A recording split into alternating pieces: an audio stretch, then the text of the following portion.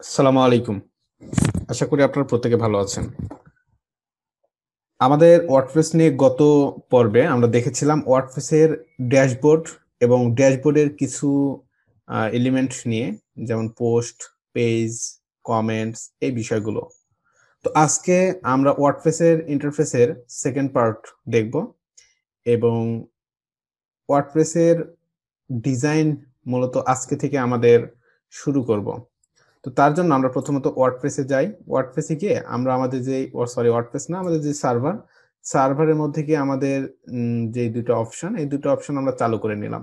ঠিক আছে? চালু করার পরে আমরা সরাসরি আমাদের সাইট অ্যাক্সেস করব। লোকাল হোস্ট আমাদের /web71 এটা হচ্ছে আমাদের ওয়েবসাইট। আর ড্যাশবোর্ড আরেকটা ট্যাবে ওপেন করে নিলাম। এটা হচ্ছে আমাদের ড্যাশবোর্ড।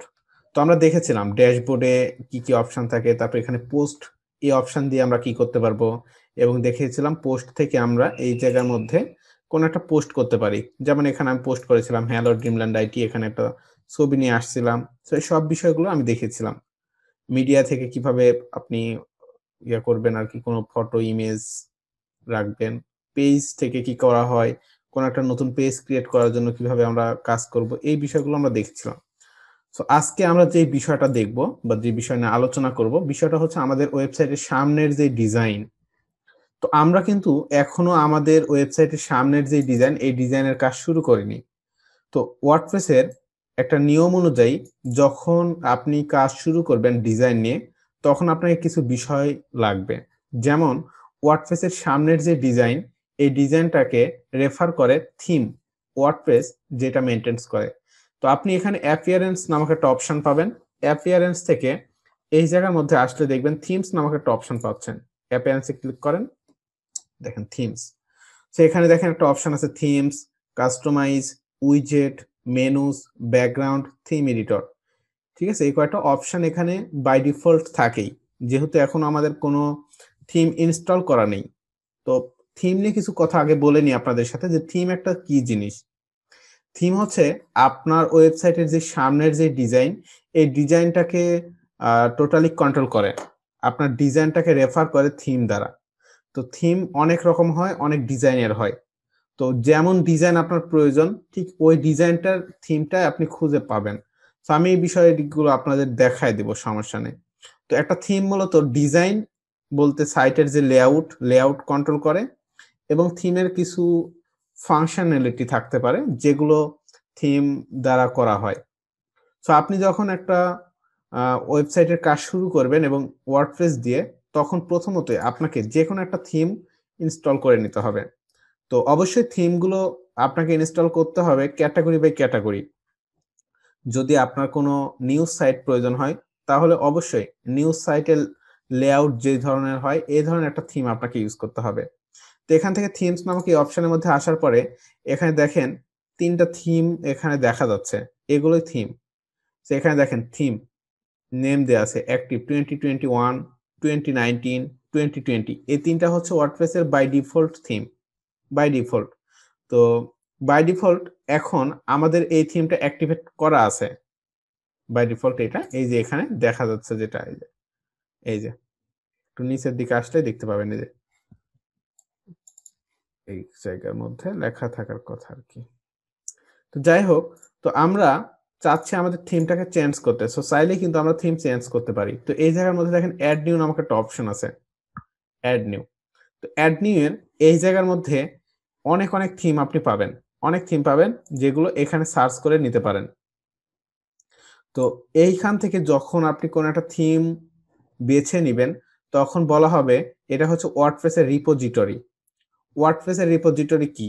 ওয়ার্ডপ্রেস এর নিজস্ব কিছু সম্পদ।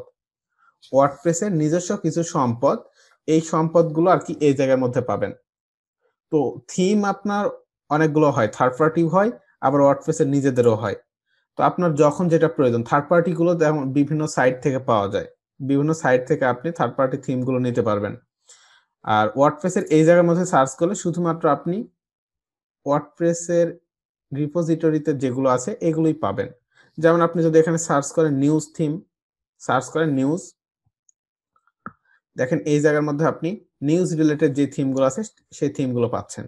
এই যে থিমের নাম এটা বিজ নিউজ, নিউজ বুক, নিউজ ওভা, হ্যাঁ, তারপরে এই যে মেটিনা নিউজ, স্পেশাল নিউজ, এগুলো সবগুলো থিম দেখেন।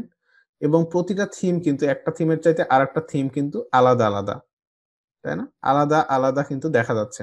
এই যে বিশেষত হচ্ছে এই প্রতিটা থিমই দেখেন অনেক সুন্দর, তাই না? সো ফ্রি থিম এগুলো সবগুলো। তো আপনি চাইলেই যেকোনো একটা থিম আপনি ইনস্টল করে নিতে পারবেন। এখানে যদি আপনি সার্চ করেন যে পার্সোনাল, হ্যাঁ, পার্সোনাল লিখে সার্চ করেন।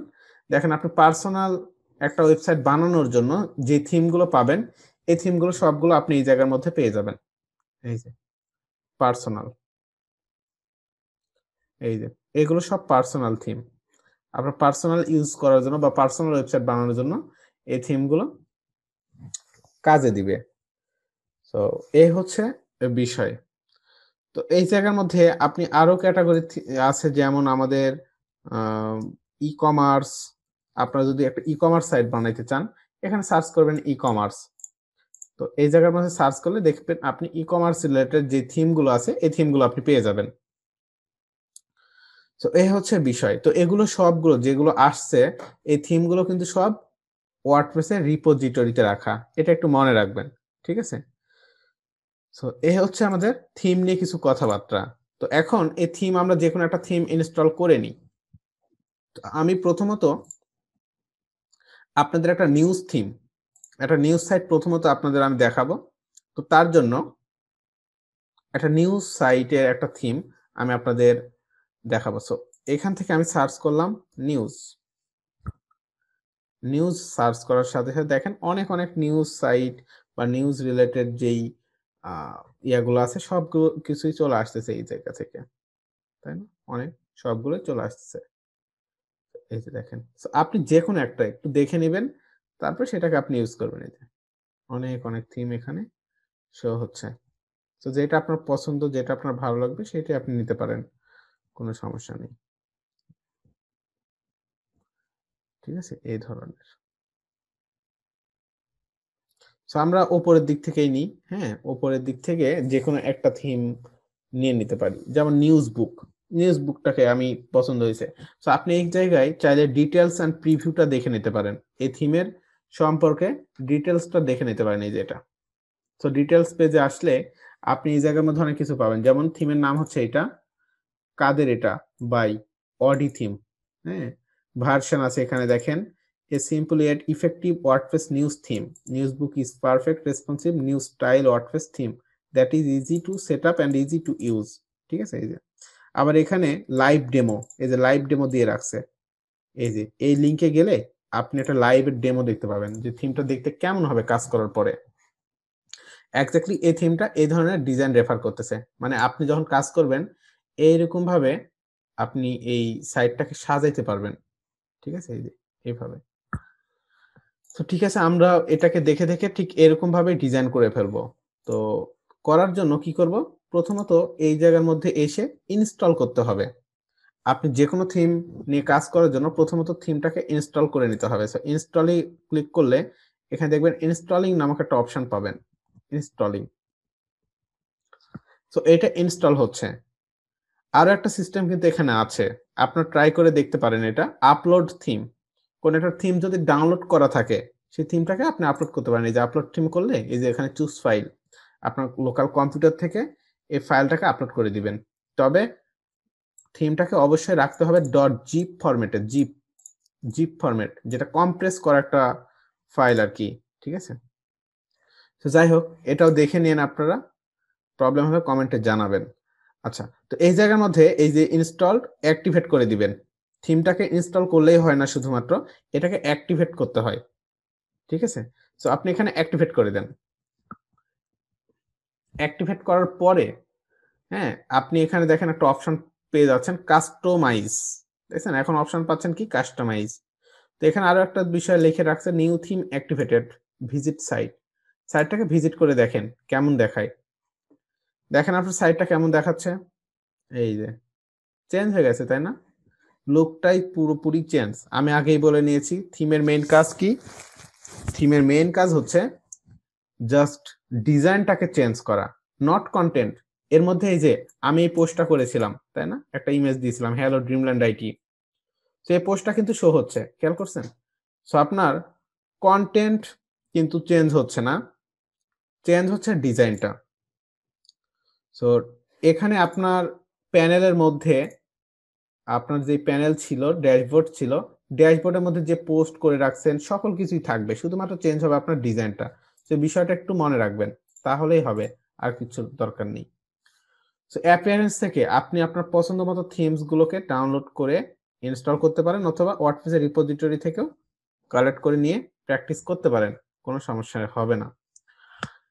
তো এখন আমরা সাইটটাকে একটু ওপেন করে রাখি অন্য একটা ট্যাবে। এই অবস্থা আমাদের। তো এখন আমাদেরকে কি করতে হবে? এই যে থিমটা, এই থিমটাকে এখন আমাদেরকে ডিজাইন করতে হবে অ্যাজ লাইক এই যে নিউজ বুক এইদের মতো করে। এই যে এখানে ঠিক যেভাবে সাজিয়ে গুছিয়ে রাখছে এই যে নিউজ গুলো, তাই না? এই যে নিউজ গুলো। সো আমরাও আমাদের যেই সাইট এটাকে সাজাবো ইনশাল্লাহ। সো থিম নিয়ে একটা কনসেপ্ট আপনাদের দিলাম। ইনশাল্লাহ সামনের ক্লাসে আমি এই থিমের কাস্টমাইজ কিভাবে করবেন, কারণ দেখেন আপনি থিমটা অ্যাক্টিভেট করার পরেই কিন্তু পাচ্ছে না, আমাদের আরো কিছু কাজ বাকি আছে। সেই কাজগুলো কি, এগুলো আমি সামনের পার্টি আমি আপনাদের দেখাচ্ছি। সো পরবর্তী ক্লাসের জন্য সবাই প্রস্তুতি নেবেন। তো এতটুকু সবাই একটু বাসায় করে ফেলবেন। ওকে, ভালো থাকবেন। আল্লাহ হাফেজ। আসসালামু আলাইকুম।